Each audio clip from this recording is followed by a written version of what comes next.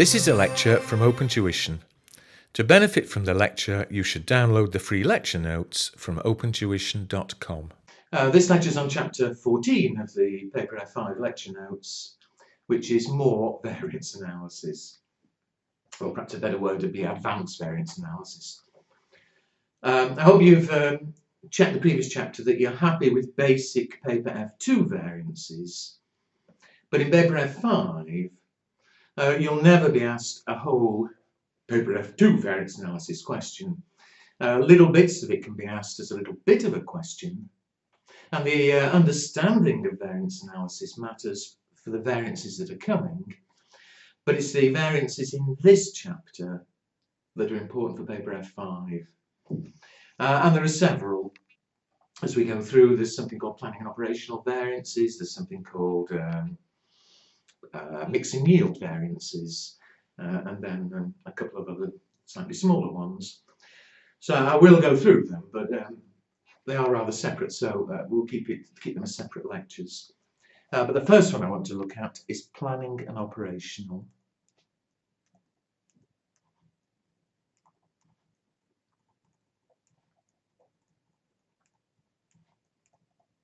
And to explain what they are and how we deal with it, can you look at, first of all, example 1?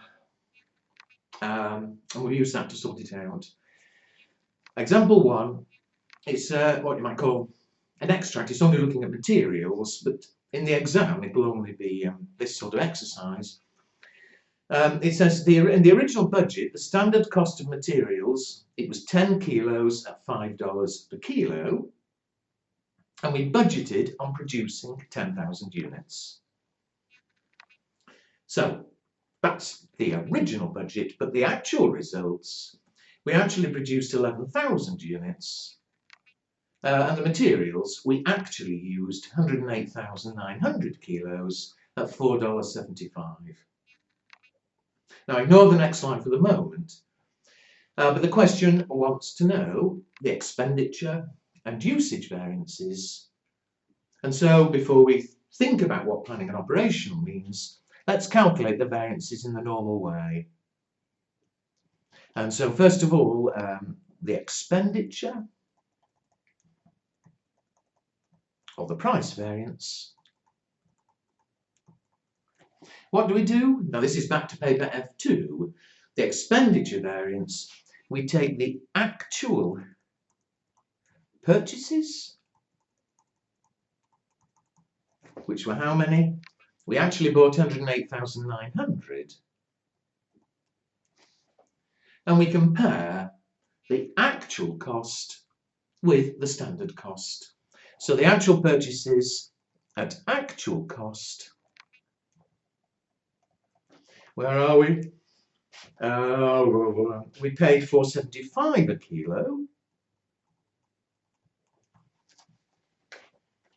And so the actual cost, 108,900 at $4.75, is 517,275. And we compare with actual purchases at standard cost.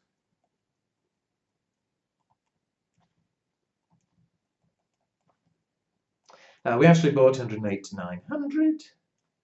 The standard cost was $5 a kilo. A total of 108,900 times 5. 544,500. And so the variance, the difference is 27,225. And is it favourable or adverse? We paid less than we were expecting to. It's a favourable variance. So nothing new there. That's exactly paper F2 variances. What about the usage variance?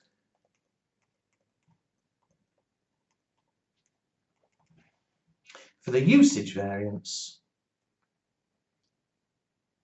we take the actual usage in, what have we here, kilos. So in kilos, we actually used 108,900. And remember, no point in comparing with the budget because we produced more. We compare with the standard usage for the actual production. So we produced 11,000 units. From the original cost card, it should have been 10 kilos a unit. So we should have used 110,000. We used less, and the variance in kilos is 1,100. And we cost it out, do we not, at standard cost. And the standard cost per kilo was $5.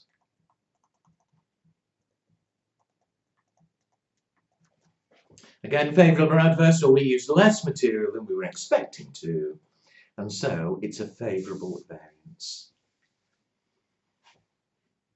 Now then, that again was gentle revision of paper F2 variances. At F2, that was the end of the story. But of course, why are those variances occurring? And, I chatted in the previous lecture about different reasons that could have accounted for the variance. Favourable or adverse, we want to know, what's gone wrong or what's gone good, sort of thing. But it boils down to really two separate issues. It could either have happened because the manager responsible for using material or for buying material has done a good or a bad job. Here, they seem to have done a good job, the variances are favourable. Or it could have been nothing to do with the manager directly. Maybe we made a favourable price variance, not because the manager was doing well, but simply because prices went down, therefore we automatically make a favourable variance without having to do any work. Or it could have been a deliberate decision that we deliberately bought cheaper material to save money and took the risk that some other variance, not here obviously, but cheaper material could have meant we used more, but it could have been a deliberate decision. And what planning and operational variances do is try and separate the two. How much of that expenditure variance is due to what you might call permanent changes? The price went down and it's going to stay down, or we're deliberately buying cheaper material, but permanent changes. And how much is due to the fact that the manager is doing a good job or a bad job? And look at that extra line in that question. If you go back to the question, it says, since preparation of the budget, the price per kilo has changed to $4.85. When we budgeted, we thought it would cost $5. It turns out that prices have gone down, or we made a mistake. The price is $4.85. And so surely the manager should be paying $4.85. Don't care what was in the original budget. If he's paying more than $4.85, something's going wrong. If he's paying less than $4.85, he's doing well. But that's, if you like, the new target. And similarly here, the usage, although we originally budgeted on 10 kilos a unit, it turns out that the usage is changing to 9.5 kilos a unit. Again, maybe we made a mistake when we did the original budget, and it should always have been 9.5. Or maybe we've changed our production practices. We've permanently changed how we produce. This isn't just an accident that 1 month we use more or we use less. But in future, for whatever reason, we intend to use 9.5 kilos. And so again, when you're measuring how well the manager's done, the manager responsible for using material, since it turns out he should be using 9.5 kilos, we should be comparing with that. And so what we're going to do is more analysis. We know the expenditure variance. Overall, we have saved 27,000 as against the original budget. But how much of that is because the price had changed. And how much of it is because the manager didn't hit or beat the new target. And we look at the two separately.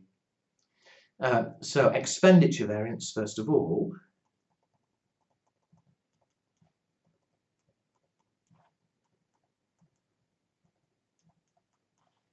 We've already worked out the total variance, so we'll wind back, we'll check back later. But we worked out the overall variance. We paid $4.75, it should have been $5, we saved 25 a unit. But let's now try and analyse that. First of all, into the planning variance.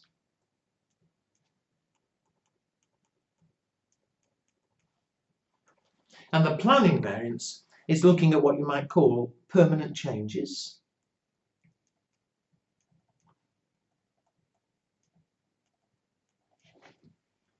And we take the same approach as we did before working out the expenditure variance, except this time we're going to say, oh, right, the original budget said $5 per kilo. The price has changed to $4.85 a kilo. And so that revised figure of $4.85, we'll compare that with the $5 and see how much it affects us. Have we saved? Have we paid more? So just like before, we take the actual usage, but this time we'll compare what we call the revised standard price with actual usage at the original standard cost.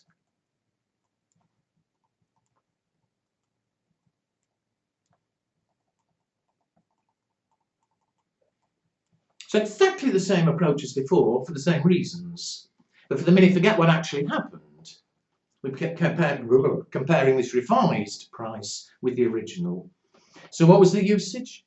It was 108,900 kilos. At this new standard cost of $4.85, we would have expected to spend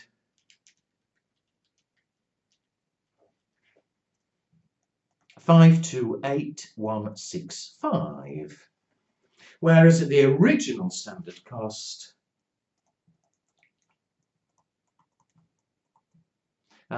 we expected at $5 to have paid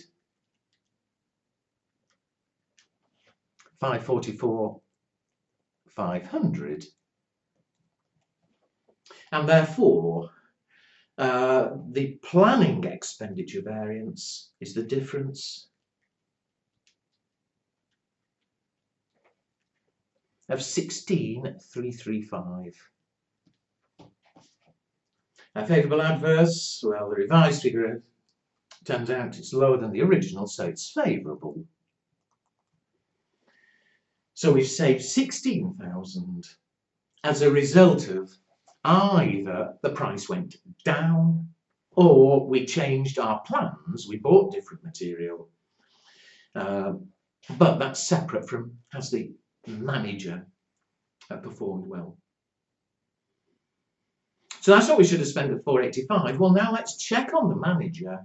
The manager responsible should have been paying $4.85. Have they paid more? Have they paid less?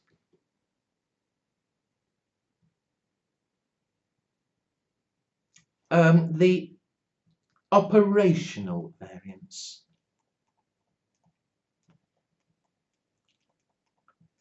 So this is measuring the operations, the way the managers operated. And again, we work it out in exactly the normal way. But instead of comparing the actual cost with the original standard cost, we'll compare it with this new one. So it's the actual usage at actual cost. I know we had it before, but I'm not going to bother winding back. The actual cost was $4.75. Did I use it? Yeah. Which is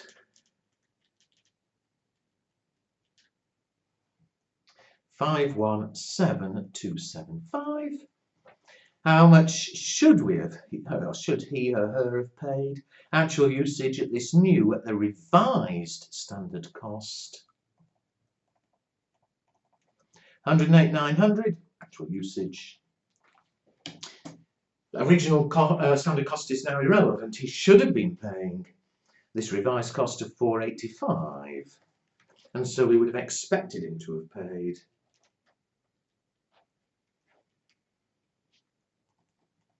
£528,165. And so the difference, the variance, 10,890. Favourable, adverse. Well, it's favourable. He did do well. And of course, it should check. The planning was 16,335, favourable. The operational, 10,890, favourable. The two together,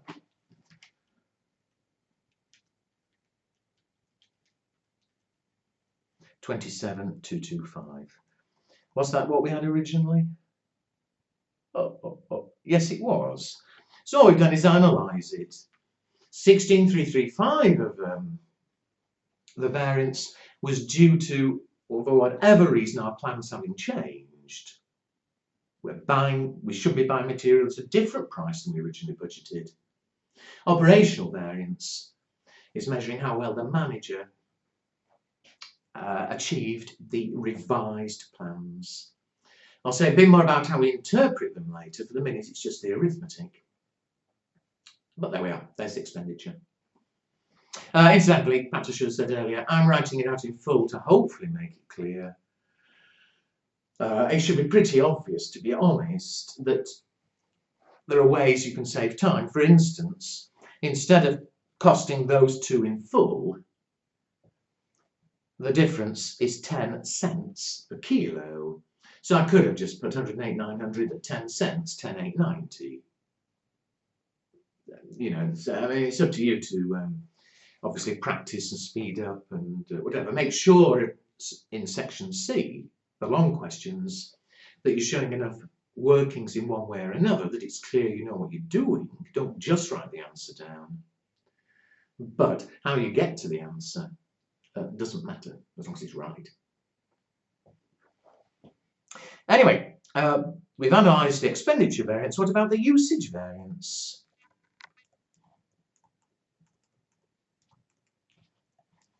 What did we do before? Without me winding back, we compared actual usage with the original standard usage. But again, although we originally budgeted on 10 kilos a unit, for some reason it's changed to 9.5. So we had to separate the two. The planning variance, we'll do it in exactly the normal way, but we're comparing the new standard cost, the 9.5 kilos, the revised standard cost, with the original standard cost. So what did we do? We looked at the kilos, did we not? And the kilos, we'll compare revised with standard, so we'll take the revised usage for the actual production.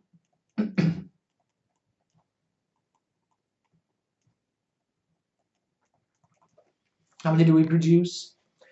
11,000 units. The revised usage, we should be using now 9.5 kilos a unit. So 11,000 at 9.5. 104,500. Compare it with the original standard usage. So the original standard usage for the actual production.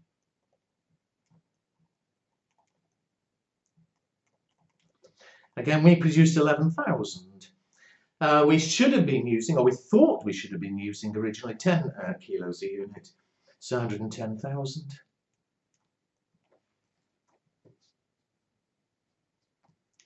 11,000 at 10, 110, yeah. And therefore, 5,500. 11,000 at 9.5, 11,000 at 10. Yeah, 5,500. That's kilos, but cost it out at the standard cost of $10. 55,000. Sorry, the standard cost was $5. Sorry.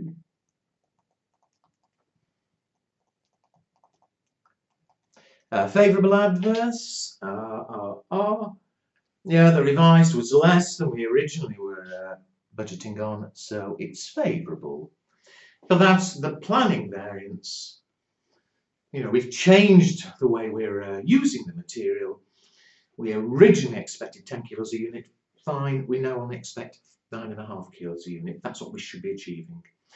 Again, by all means, take shortcuts rather than write it out in full. It's 11,000 kilos. The saving is half a kilo per unit. So 5,500 cost out at standard. Finally, what about the operational variance? We're saying now the manager should be using 9.5 kilos. Let's check, did he actually use more or actually use less? So same basic rule, compare the actual usage, which in kilos is 108,900. But instead of comparing now with the original standard usage, we compare with the revised standard usage. As always for the actual production.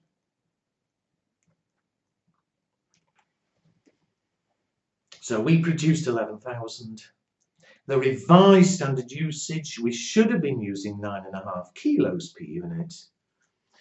So we're now expecting to use 104,500. And in fact, the managers now used more than we would have expected. What's the difference? 4,400 kilos. Cost out at the standard cost. The original standard cost was $5. 22,000. And as I said a moment ago, having revised the usage, knowing that we should be using 9.5, here, for some reason we've used more. It's adverse operational. Does it check that we've decided that planning was 27,500 favourable, operational 22,000 adverse, and so the total 5,500 favourable. Is that what we got before?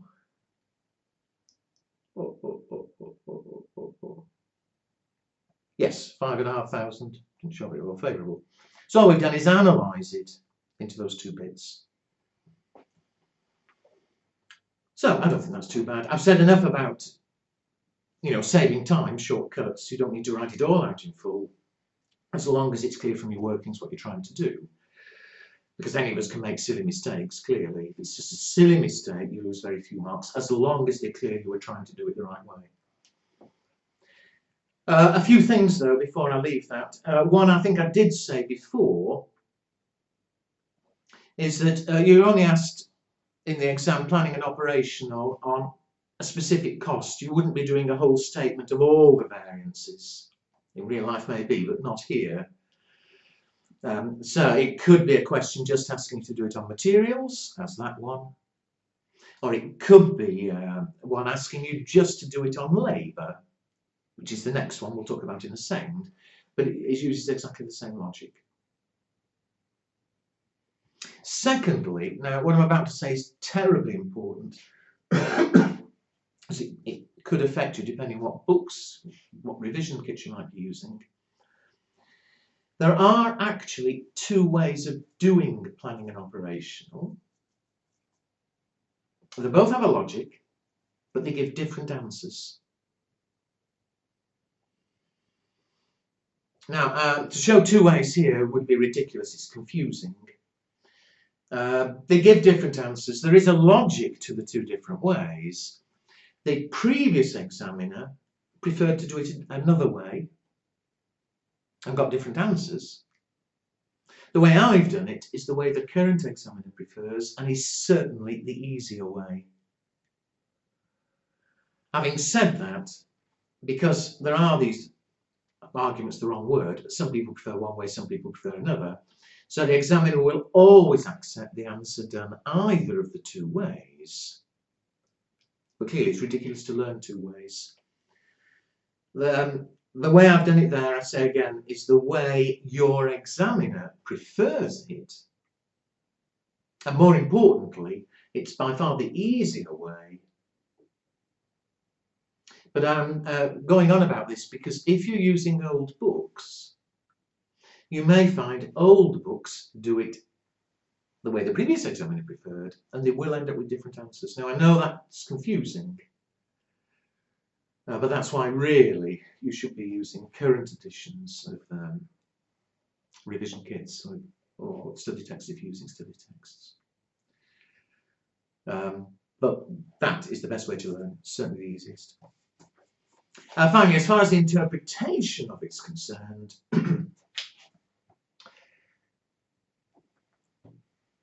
a lot of it's down to reading the question, looking at what information, why, for instance, did the usage fall to 9.5 kilos? But operational variances we interpret in the normal way. It's basically, is the manager doing a good job or a bad job? I'm not going to repeat everything that I said in the paper F2 variances, because it's the same thing. Here it's adverse. On the face of it, the manager's doing a bad job, but we'd need the manager to explain what had gone wrong. And if possible, we want to try and correct it. Planning variances, on the other hand, are because we changed our plans. Again, we'll want to investigate. It could simply be, for the price one, certainly, it could certainly just have been the price went down. So it wasn't anything due to the manager, the price went down, great, if we save money. And for the usage one, we'd need to investigate again, why had the usage changed? Why did we budget on 10 kilos and then change it to 9.5? Presumably, it was a deliberate decision to change our method of production. And of course, because it's favourable, that's great. But we then have to say to ourselves, well, why did we change it? Why were we originally using so much when we could have used less? Well, perhaps by using less material, we thought, well, we'll use less to save money. We might say, well, we're using less material, so the product might not be as good, but we think we'll save more money using less material than the amount we'll lose by losing a few sales. So we would need to look at why we were using less, what other effects there might have been. On its own, obviously, it saved money and it's great, that's in terms of the usage. But we would need to think about, has it lost us money elsewhere because the product's not as good, or whatever. But that's reading the question.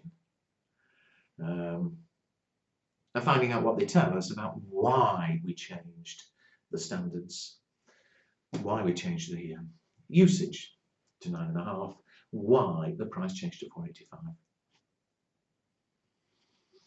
So have a look back at that. I hope that makes sense. Example 2. Well, what I'm going to do, I've talked long enough on this one, so I'll stop this lecture. The next lecture, there's not much for me to say. I'll go straight through example 2.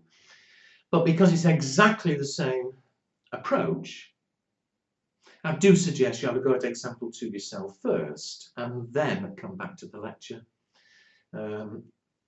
and check that obviously you got the same.